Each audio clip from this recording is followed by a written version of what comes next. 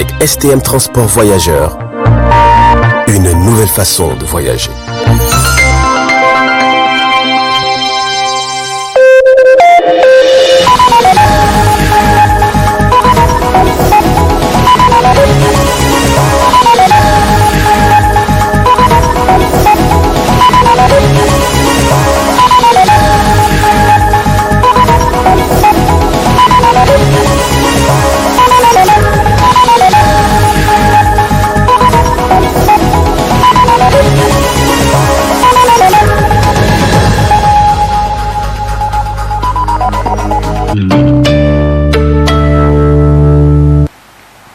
Nous sommes samedi 6 février 2021, mesdames et messieurs, bonsoir et ravi de vous retrouver sur cette grande édition d'information de 20h15 sur le miroir de la femme.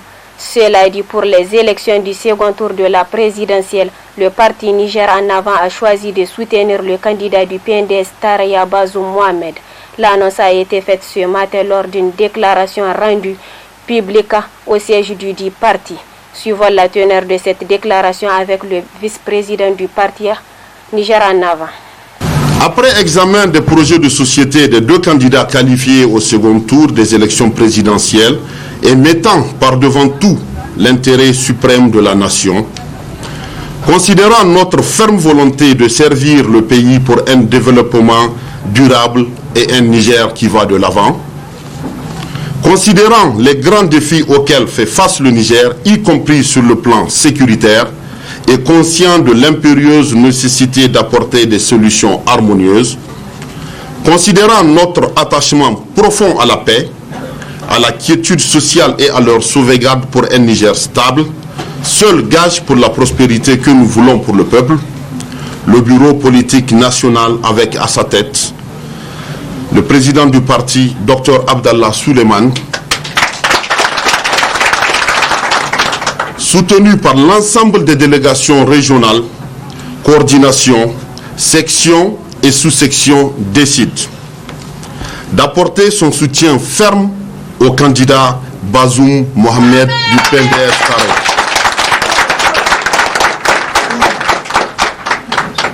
Demande à l'ensemble de ses militantes, militants et sympathisants à se mobiliser pour une victoire commune éclatante.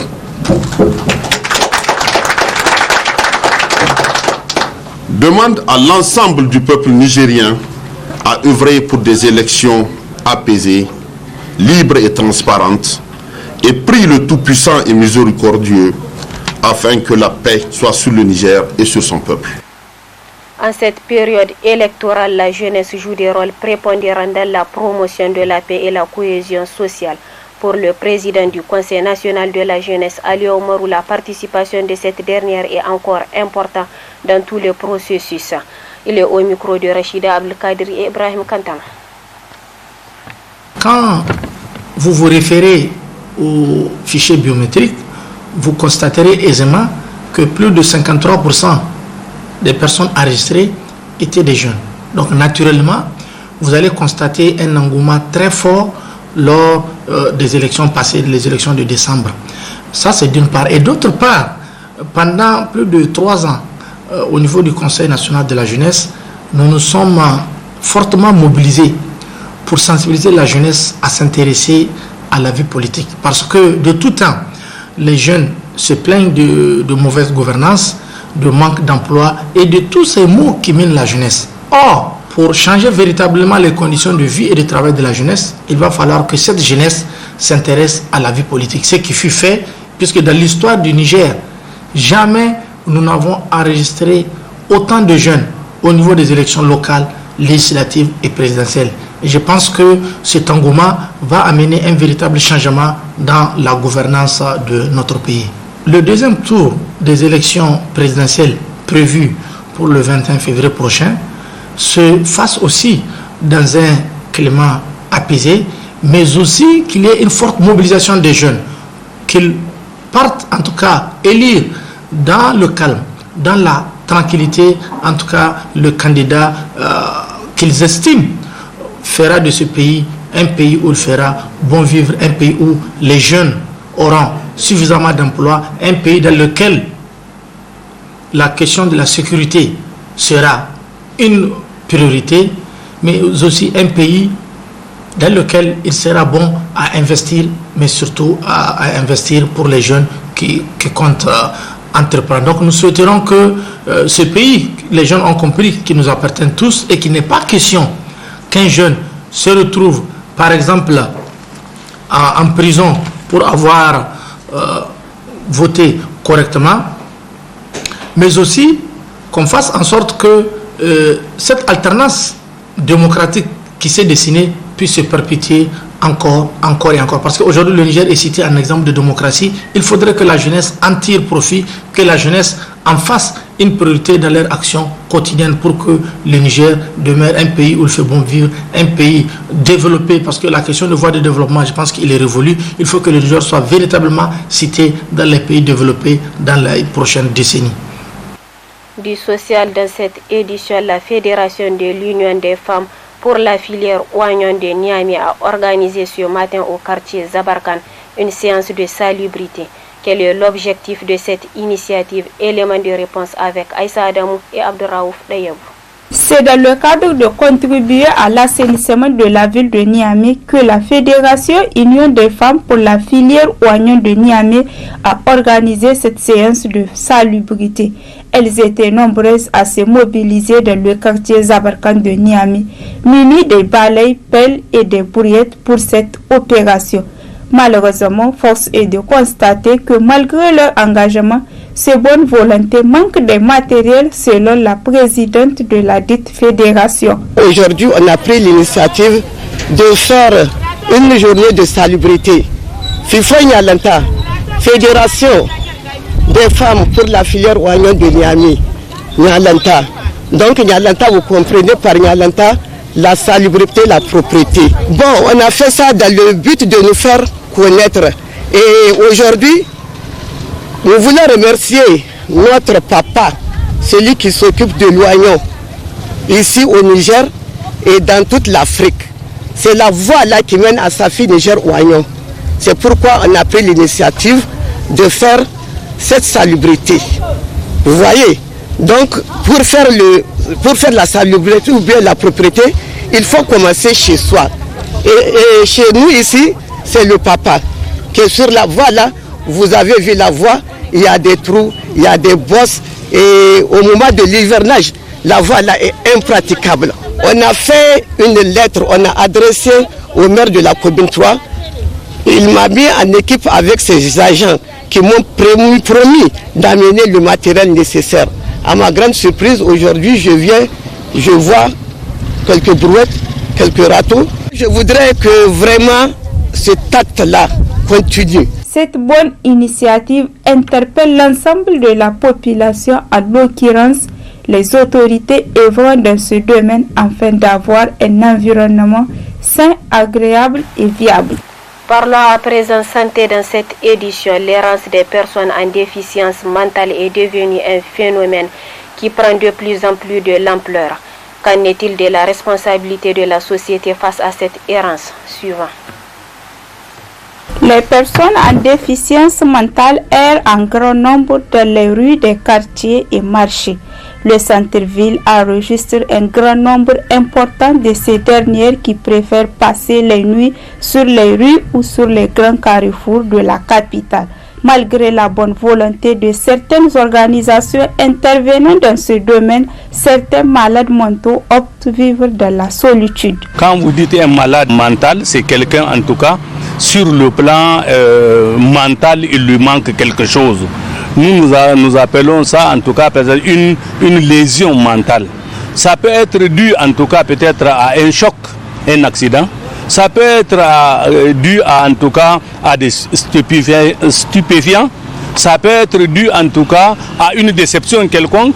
Ça peut être en tout cas dû aussi à certains paramètres dans l'ombre. On appelle ça autre. Parce que vous savez, il y a des malades mentaux qui ne sont pas en tout cas, qui sont peut-être par des forces invisibles. Nous les rencontrons en pagaille. Mais il faut savoir qu'en Afrique en général et au Niger en particulier, nous les rencontrons partout, en tout cas dans nos rues. Pourtant, notre société joue un rôle important dans l'accompagnement de ces malades. Force est de constater que la situation est aussi critique. Et c'est des gens qui sont difficilement contrôlables.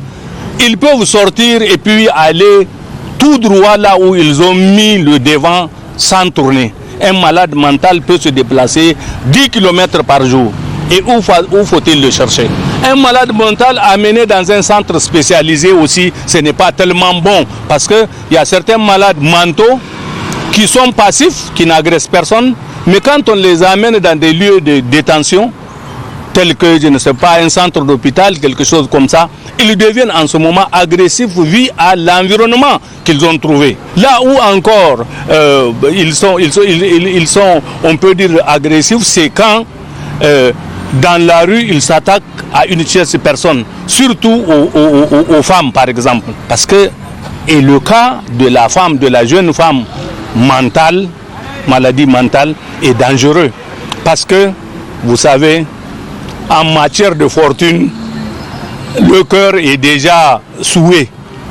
Voilà une dame en assez grande forme qui n'est pas totalement vieille. Des gens, pour se faire une fortune, sont capables d'aller les fréquenter sexuellement. Avec toutes les saletés, avec toutes les impropriétés qu'elles ont, on les fréquente et on voit par exemple une femme jeune, mentale, parfois en état de grossesse, avec un bébé, ainsi de suite.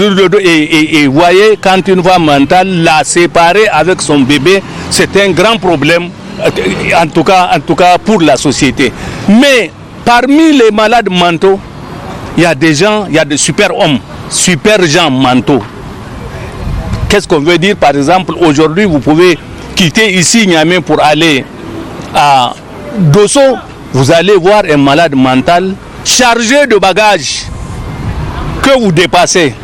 Et vous êtes capable de le trouver avant d'entrer à Dosso devant vous. Personne ne l'a transporté. Donc il y a des associations. Et je vous dis que il y a des malades mentaux qui peut-être sont bénis. Pourquoi? Parce que on peut trouver des malades mentaux à la Mecque, autour de la Kaaba, et les gens qui sont partis ont vu des gens qu'ils ont connus étant des fous ou bien des malades mentaux dans leur pays. Ils les rencontrent parfois. Mais mentir n'est pas bon. C'est pas la peine que même si vous les voyez, il vaut mieux vous taire, parce que quand vous allez dire que vous avez vu quelqu'un, en tout cas à tel endroit, on vous dira que vous avez menti, c'est impossible. Enfin, le gouvernement, à travers les services compétents, continue d'assister ces personnes en déficience. Cependant, la mobilisation de tous serait nécessaire, notamment les psychologues, pour mettre fin à la divagation de ces malades dans les centres urbains et dans toutes les localités du pays.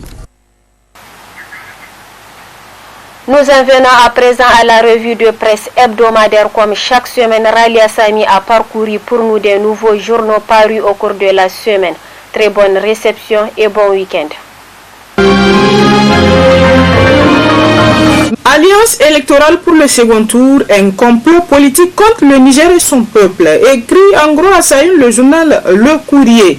Les détournements massifs des deniers publics ont atteint leur paroxysme lorsque les Nigériens ont découvert par le ministre de la Défense nationale actuel, Issouf Katambe, que même les fonds destinés à l'armement des forces armées nigériennes ont été dilapidés par des procédures d'une rare inhumanité. Dans certains cas, a révélé le rapport d'audit, ce sont des armes et des munitions défectueuses qui ont été commandées et mises à la disposition de l'armée. Nous apprend toujours le confrère, pour qui c'est un acte de sabotage qui, sous certains cieux, conduit au poteau. Ce sont des milliers de soldats qui sont tombés sous les balles terroristes, et c'est bien justifié si l'opinion nationale considère que le bilan macabre est en partie la conséquence de ces crimes perpétrés de concert par des hommes d'affaires bien connus et des milliardaires au gradé. Que dire du trafic de drogue devenu endémique endémique au point où Niamey est devenu une sorte de hub des narcotrafiquants.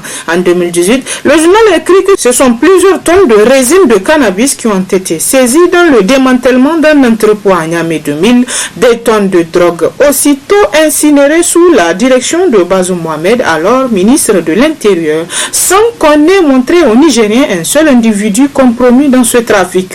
Sur la base de ces faits, presque personne ne donnait la moindre chance à Bazoum dans les négociations envisagées à l'endroit du MNSD Nassara et du MPR à Jamhouria. La raison, se demande le journal. Ces actes posés rendaient pratiquement impossible toute entente électorale d'avec Bazoum Mohamed. Mais c'était sans compter que la morale a depuis longtemps déserté les cœurs et les cours de nombre de leaders et partis politiques, écrit toujours le confrère. Pour se donner bonne conscience et justifier des actes inqualifiables qui jurent avec la morale, ils expliquent que la politique n'est pas la religion. Autrement, pour eux, la politique admet la duplicité, y compris vis-à-vis de son pays et de son peuple. Alors, des alliances sont l'heure des déchirements dans les partis politiques. Nous apprend pour sa part dans ce titre Le Monde d'aujourd'hui. Le Monde d'aujourd'hui qui rapporte que depuis la validation des résultats, les Nigériens sont dans l'expectative, attendant que les partis se prononcent pour un candidat ou pour un autre. Si l'on peut douter, selon le confrère, de certains leaders quant à la position qu'ils pourraient prendre dans une situation aussi cruciale pour le pays et pour son avenir, il reste que l'on reste confiant qu'à ce que les Nigériens encore dignes de leur nigérianité pourraient choisir dans le jeu du 21 février prochain. Mais alors que l'on attend que les grands partis se prononcent dans le déchirement des petites alliances faites sur fond de calculs mesquins, au sortir des élections du premier tour, l'on ne peut entendre que des décisions de certains partis satellites qui choisissent leur camp, non sans soulever un tollé quelquefois. Le MNSD Nassara et le MPR Jamhouria que tous attendent, traînant les pieds on ne sait pour quelle appréhension, peut-être redoutant que la décision qu'ils ont l'intention de prendre provoque des foudres au sein de leur base, affiche toujours un profil bas. Ou bien faut-il encore croire que les deux jouent à un jeu de cache-cache pour savoir où ira un autre pour que par rapport à un tel choix il se positionne, s'interroge toujours le confrère pour qui l'affaire est trop grave pour rester dans de tels calculs. Et les Nigériens peuvent apprécier le courage politique du parti du général Salou Jibo qui n'est pas resté dans cette tergiversation pour choisir son camp, celui du Niger, et l'homme du Niger qui seul peut rassurer les Nigériens, l'autre ne venant que pour des intérêts inavoués et pour assurer à un autre ses arrières dans la conscience de ce qu'il aura mal géré en 10 années de gouvernance chaotique et sectaire. Et les partis se déchirent, raconte plus loin le journal. Le parti Farila d'Alma Oumarou, le parti de Parazé, l'ANDP ou plutôt de Dandizé ont choisi d'aller là où l'argent abonde, nous apprend toujours le confrère. Il n'a pas fallu attendre longtemps quand des militants déçus crient leur désapprobation et annoncent leur choix pour l'autre candidat, El Hadja Ousmane. Ils ne parlent pas pour le Niger. L'argument de la stabilité brandi n'est que du faux fuyant, écrit toujours le confrère. De quelle stabilité peuvent-ils parler quand chaque semaine que Dieu fait, les terroristes nous cernent, occupent du terrain au point où aujourd'hui tous les départements de Tillabéri sont affectés? Se pose la question. S'interroge le journal. Second tour de la présidentielle, Mahaman Ousmane peut-il gagner? Se demande pour sa part l'enquêteur. Malgré les déséquilibres apparents des forces entre Bazoum Mohamed et Mahaman Ousmane, il est hasardeux de prédire le camp de la victoire au sortir du scrutin du 21 février prochain, écrit le journal. Les deux finalistes partent à chance égale pour l'ultime round de l'élection présidentielle. Un argument de campagne. Le débat sur la nationalité nigérienne d'origine de Bazoum Mohamed est loin d'être clos, écrit toujours le confrère pour qui c'est un volcan assoupi que les opposants risquent de réveiller en pleine campagne du second tour. La justice nigérienne a rendu des décisions qui ont à tort ou à raison davantage jeté le doute sur l'éligibilité de Bazoum Mohamed, a affirmé le général Salou Jibo. Il faut le dire, l'arrêt numéro 10/CC/ME du 8 décembre 2020 de la Cour constitutionnelle a complètement brisé la ligne de défense du dauphin du président de la République. Ce document qu'ils ont présenté n'est pas mon certificat de nationalité. Moi, mon certificat comporte le numéro 99 140-SD, section de Difa. Le leur comporte le numéro 140-SD. C'est défendu Bazoum Mohamed relativement aux allégations sur l'inauthenticité de son certificat de nationalité. Le journal écrit plus loin que ce serait du charlatanisme que de situer le camp de la victoire avant le vote final du 21 février 2021. Il ne faut surtout pas, selon nos confrères, se fier aux énormes avantages, notamment financiers, du PNDS Tareya pour anticiper le sacre de son candidat. C'est dans une parfaite égalité de chance que Bazoum Mohamed et Maman Ousmane vont se lancer dans la dernière étape de la conquête du fauteuil suprême. S'il s'agit d'élections libres, transparentes, inclusives, honnêtes, sans trucage, M. Bazoum n'a absolument aucune chance de gagner, a dit selon le confrère Mahaman Ousmane. Seulement, l'opposition a-t-elle tiré les leçons du premier tour afin de sécuriser efficacement les votes du second tour? C'est toute la question selon le journal. Quant au journal Niger Inter Abdo, il rapporte que c'est un truisme que de dire que les esprits sont taraudés en ce moment par les négociations des prochaines alliances politiques dans le cadre du second tour de la présidentielle du 21 février prochain.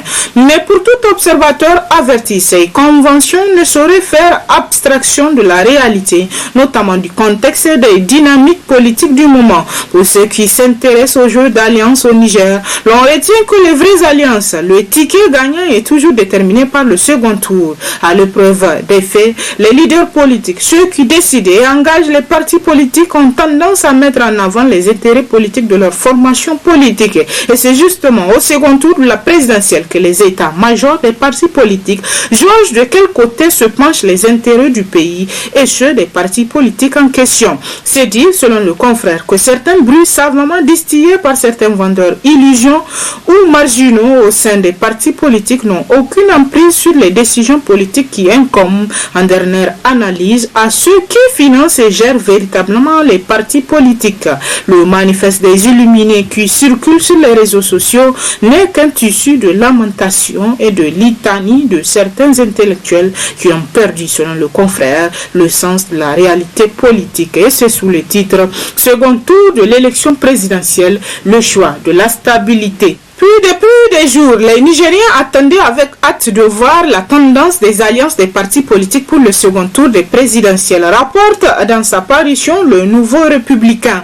Un peu partout, notamment dans les services, les marchés, les écoles et même dans la rue, les débats se sont accentués autour de ces alliances, écrit toujours le confrère. En effet, selon le constat qui se dégage, tout le monde a pris part au débat politique. Ce parce que la situation l'oblige, car la majeure partie de la population aspire au changement. Lequel des changements? Le changement radical. Celui-là même qui, selon le journal, sera à même de mettre les Nigériens à l'abri de toutes ces souffrances qu'ils n'ont jamais connues et vécues, si ce n'est au cours de cette décennie. Insécurité, corruption, injustice et trafic d'armes et de drogue sont entre autres les mots qui assaillent le peuple nigérien. Face à toutes ces amertumes, nombreux sont les Nigériens qui espéraient voir le changement, notamment la chute de ce régime à travers la prise de conscience de certains politiciens qui seraient désormais avertis pour ne tomber une seconde fois dans la gueule du loup.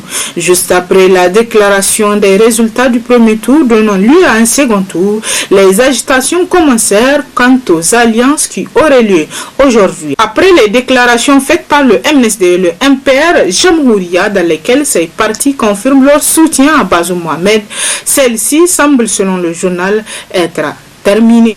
À propos toujours de cette alliance pour l'élection présidentielle deuxième tour, le journal L'Indépendant rapporte dans ses titres que Bazoum Mohamed a ratissé large. L'arrêt de la Cour constitutionnelle en date du 30 janvier 2021 a ouvert la voie au jeu d'alliance pour l'élection présidentielle deuxième tour du 21 février prochain.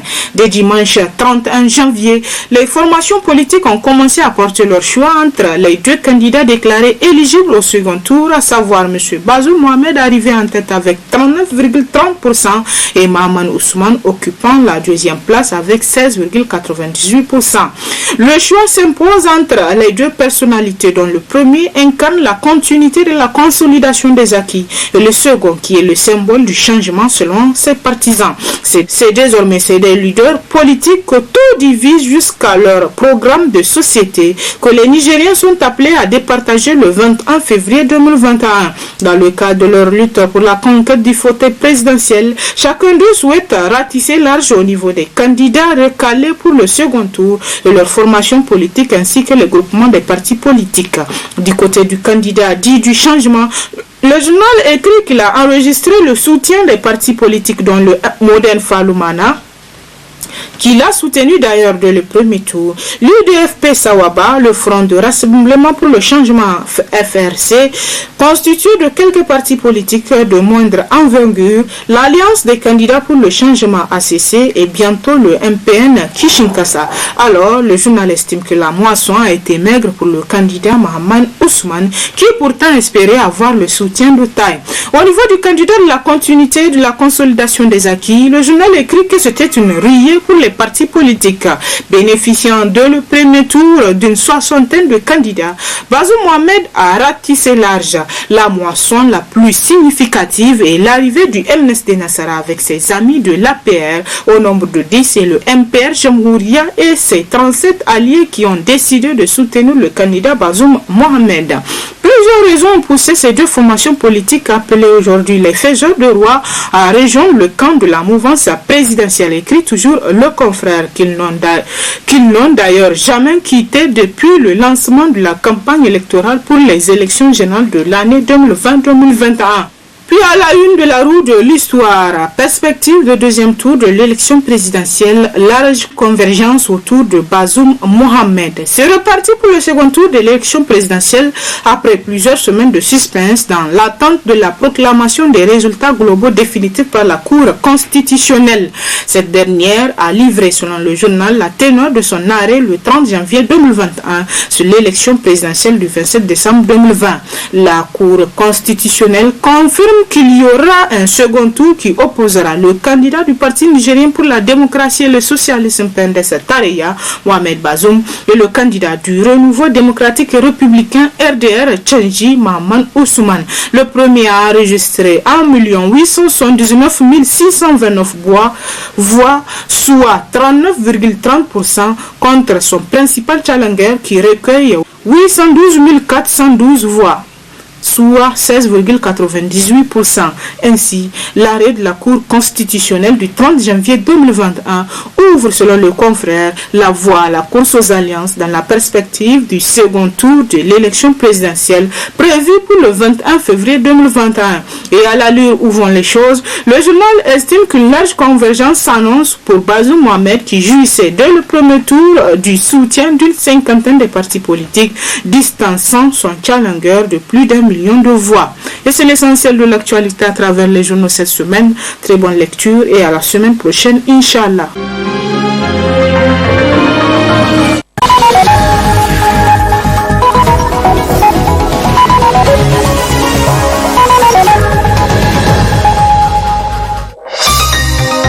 Ce journal vous a été présenté par STM Transport Voyageurs.